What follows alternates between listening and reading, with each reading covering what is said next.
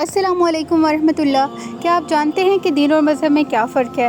کیا آپ جانتے ہیں کہ جس اسلام کو فالو کرنے کا دعویٰ ہم سب کرتے ہیں وہ دین ہے یا مذہب؟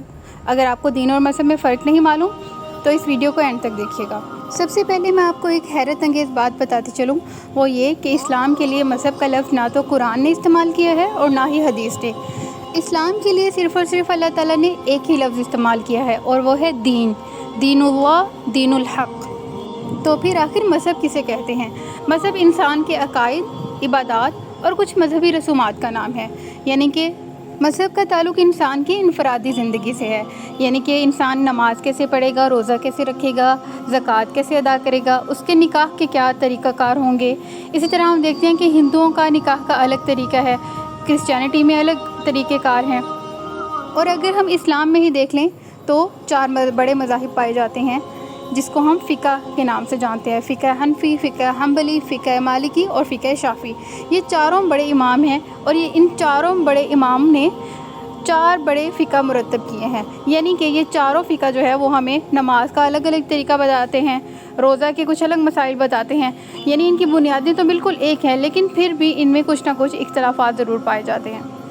کچھ کہتے ہیں کہ رفع الیدین کرنا چاہیے اور کچھ کہتے ہیں کہ رفع الیدین نہیں کرنا چاہیے۔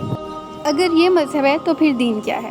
دین کا تعلق نہ صرف انسان کے عقائد، اس کی عبادات اور مذہبی رسومات سے ہوتا ہے، بلکہ وہ نہ صرف انسان کی انفرادی زندگی بلکہ اس کی اجتماعی زندگی میں بھی رہنمائی کرتا ہے، یعنی کہ مذہب جو ہے وہ سب سیٹ ہے دین کا۔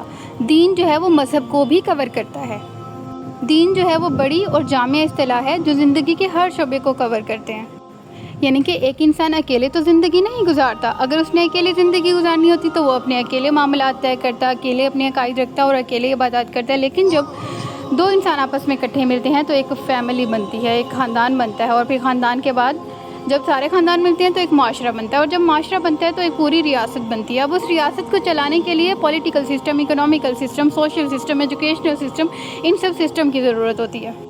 اب اگر اس پوری ریاست کے تمام شعبوں میں اللہ تعالیٰ کے قوانین و شریعت نافذ ہیں تو اس کا مطلب ہے کہ اس ریاست میں ہم نے اسلام کو دین کی حیثیت سے رائج کیا ہوا ہے، اور اگر ایسا نہیں ہے تو اس کا مطلب ہے کہ ہم نے دین کو صرف اور صرف مذہب کی حیثیت سے رائج کیا ہوا ہے۔ مغربی دنیا کی سب سے بڑی سازش یہی تھی کہ وہ اسلام کو مذہب کے طور پر رائج کر دیں اور وہاں پر غیر اللہ کا دین لے کر آئیں، جس میں وہ مکمل طور پر کامیاب ہو چکے ہیں۔ اب ہمارا فرض یہ بنتا ہے کہ ہم اپنے زندگی کے اجتماعی شعبوں میں بھی دین اللہ کو نافذ کریں اور غیر اللہ کے دین کو ہٹائیں، کیونکہ اللہ تعالیٰ قرآن میں فرماتے ہیں ان الدین عند اللہ الاسلام، بے شک اللہ کے نزدیک دین صرف اسلام ہی ہے۔ جزاکم اللہ خیر۔